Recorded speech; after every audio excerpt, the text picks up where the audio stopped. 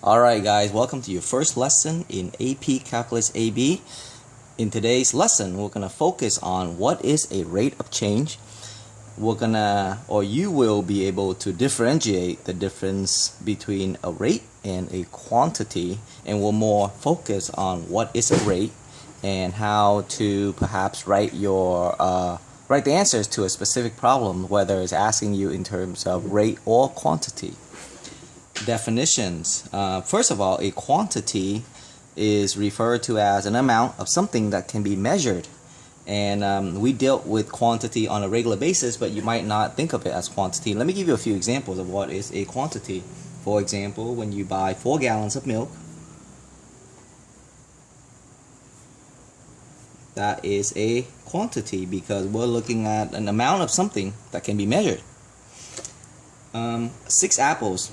Going to the grocery stores and buy 6 apples, that would be considered quantity. Or perhaps money, so $5, that would be another example of a quantity. Trying to differentiate between a quantity and a rate. When we refer to a rate, we are referring to a ratio of two different quantities. So ratio is fraction. Keep that in mind as you're exploring what a rate is. Examples of some of the rates are, say if you go to the supermarket and purchase 4 gallons of milk and you pay $12 for those 4 gallons.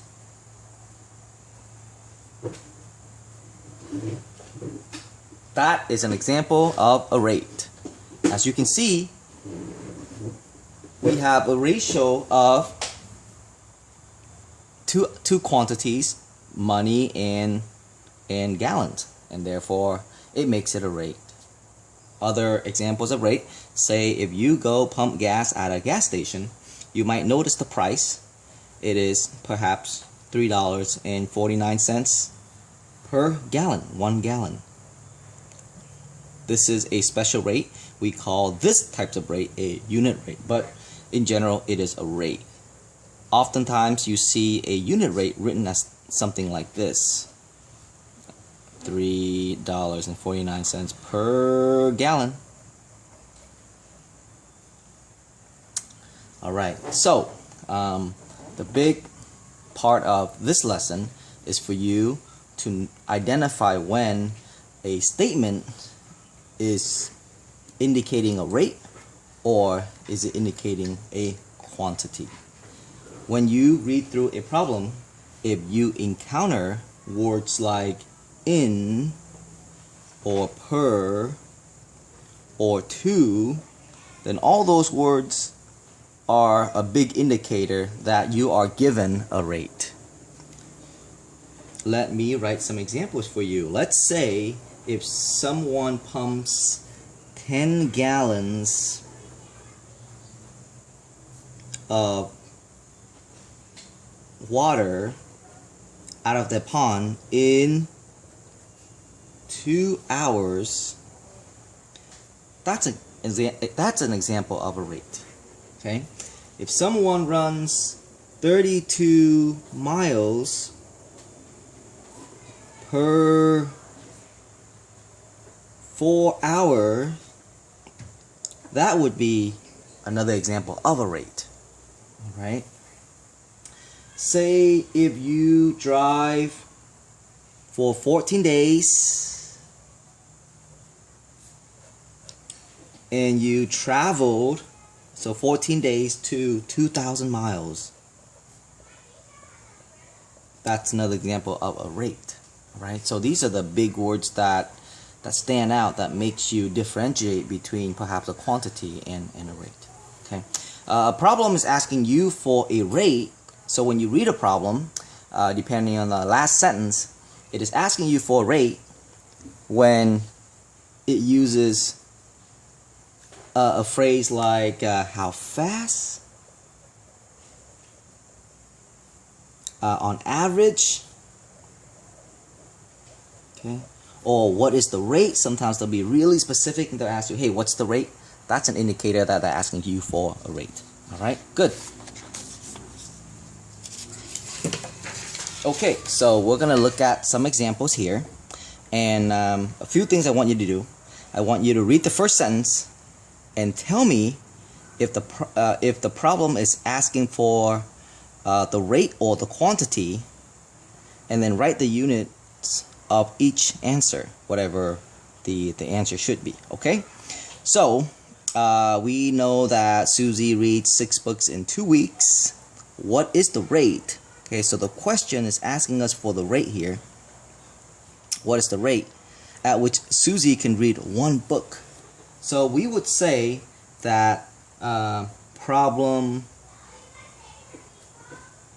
is asking us for the rate. Okay. And our unit is for the answer is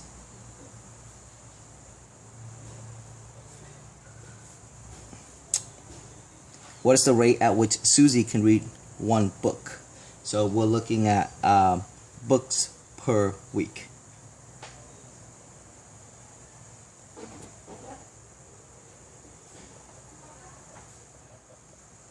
Sometimes it can also be written as number of books over week. Okay? Awesome. Example 2. Gas is being pumped into a tank at a rate of H gallons per hour. How many gallons of gas are in the tank when T equals to 5? In other words, 5 hours later, how many gallons of gas are in the tank? Okay, so the big question here is the problem asking you for the rate or the quantity? The last sentence of this practice 2 says, how many gallons of gas are in the tank? That's asking us for a quantity. So we would just say, problem is asking us for quantity. The unit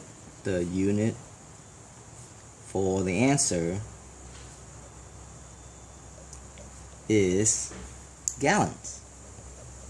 There will be 30 gallons in 5 hours. There will be 5 gallons in 5 hours, exactly, etc., etc. All right, practice 3. It takes a plane 14 hours to travel 6,000 miles. On average, how fast does the plane fly? Okay, on average, that's a key indicator that they're looking for a rate. How fast? That's also another indicator that they're looking for a rate. So how fast does the plane fly? Problem here is asking for rate. Okay, asking for a rate. Okay, our unit is miles over hours. Okay, or we can say miles per hour. How fast does the plane fly? Plane's flying at 400 miles per hour. Plane is flying at 800 kilometers per hour, and so on and so forth. Awesome. Practice 4. A particle is traveling at a rate of v inches per second. How far is the particle from its starting point? How far is referring to distance, and that's talking about quantity. They're not talking about rate here. They're talking about quantity. Okay, so how far?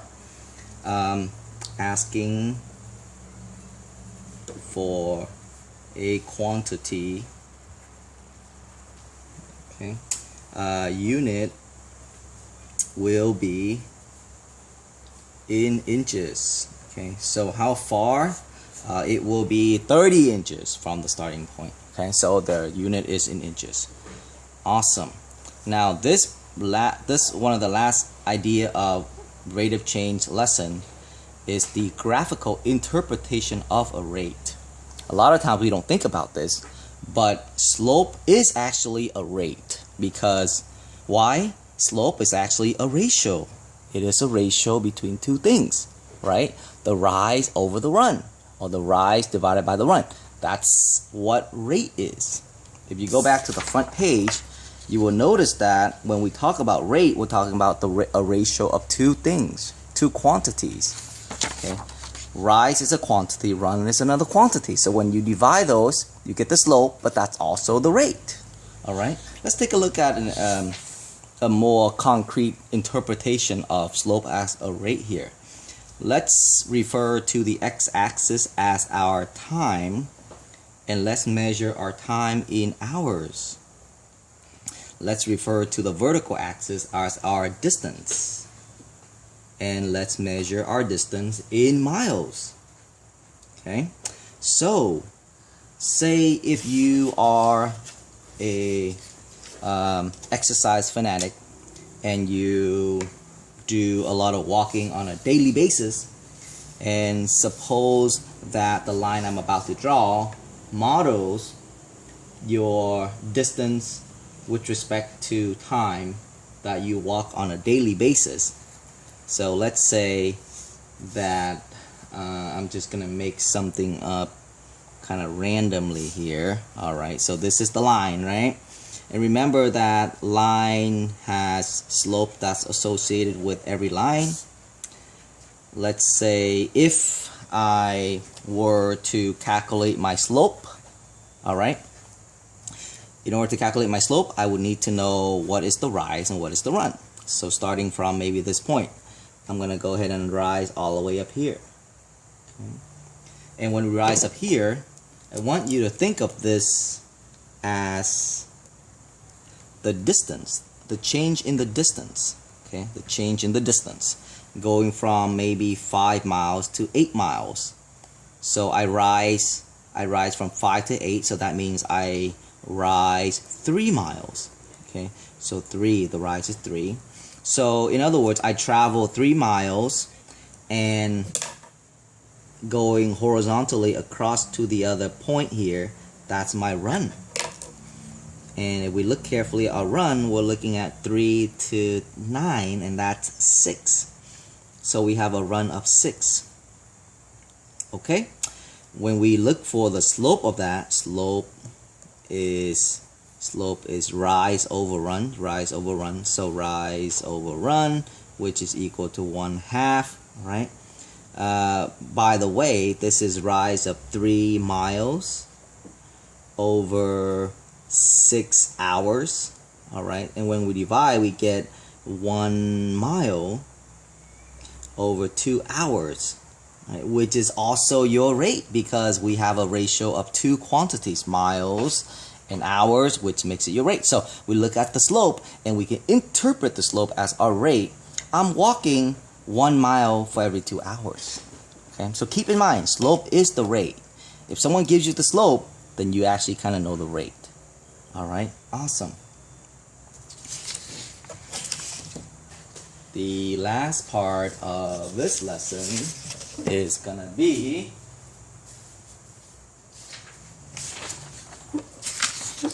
discussing one last problem, guys. It is gonna be on just thinking of slope as the rate, and then interpret a simple problem in its context. So let's read this together, or you can read it first, and then remember you have the option to pause the video and just interpret the problem before you continue on. So an 8-inch tall candle burns at a rate of 2 inches per hour. 2 inches per hour, that's the rate. The candle is 8 inches tall. The candle's height is modeled by the function. So this is the function that models the candle's height. Okay. Why is the variable t used instead of the variable x? Well, in this problem, because we're dealing with time, we use the variable t instead of the variable x, because it makes more sense to use t for time. So let's write that down. It makes more sense to use t for time. Okay, awesome. Graph the function by hand and find the domain and the range. This is the function that models the candle's height. It is a linear model, and linear functions are usually y equals mx plus b. So I'm going to try to match this up with that so that it's easier for us to graph. That's another way we graph. So here is the h function, mx. Well, mx, m is the slope, but slope is your rate. So you're looking at negative 2t going over here, right? And then that constant is your b. Okay. Now, we know that the candle, once we have it in this correct form, b is your y-intercept. So you can start off by putting a dot on the number 8. Another way to graph is to ask yourself, at the beginning, how tall is the candle, right? So at the beginning is when time equals to 0. When time equals to 0, if you plug 0 in here, you get 8. So that's the height of the candle at the beginning. And then we know that our rate or our slope is minus 2 over 1. And minus 2 refers to minus 2 inch over 1 hour. The candle is burning at a rate of 2 inches per hour. Okay? So starting at this point, I'm going to go down 2 units to indicate a loss of 2 inches in 1 hour. Okay, move the time over to 1 hour. That allows me to move to the next point. I can now connect these 2 points to model the rest of the height of the candle, how it changes over time, like that. Okay, awesome. Explain why the slope of the line is negative in context of the problem. Well, because where the candle is being burned, the height is being lost, and therefore the slope is negative. But I'll write that in detail so that you can copy this down. So the slope describes the changes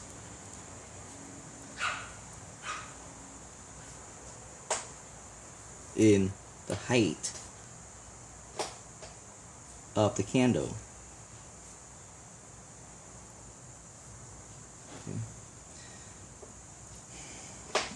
Since the candle is getting shorter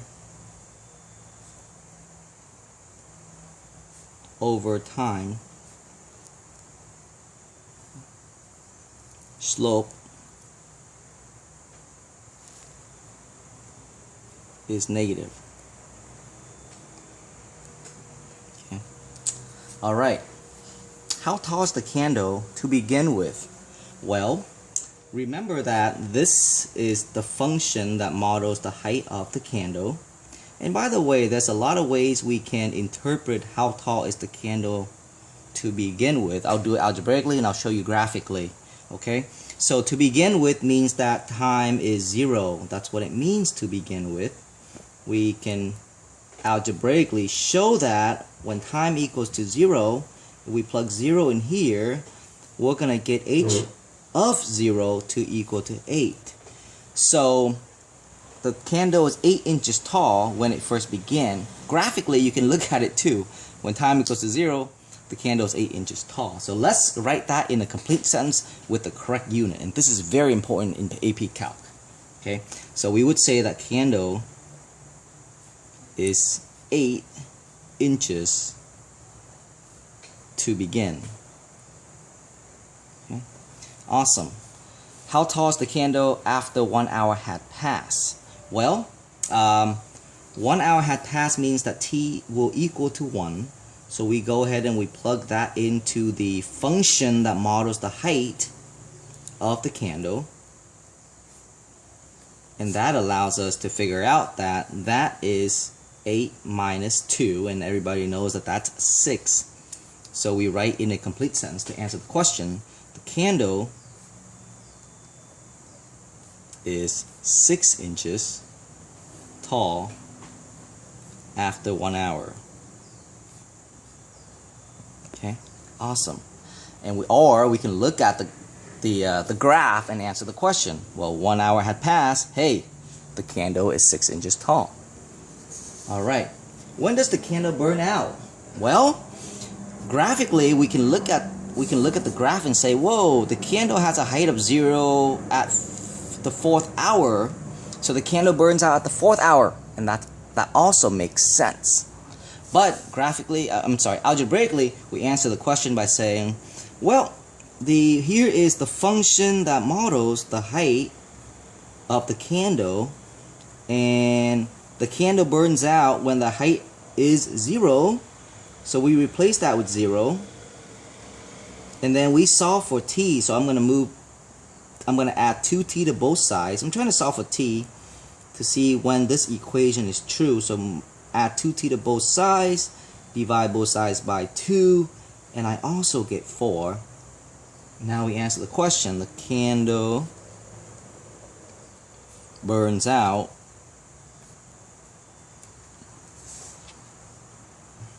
in 4 hours. Okay, and we are done.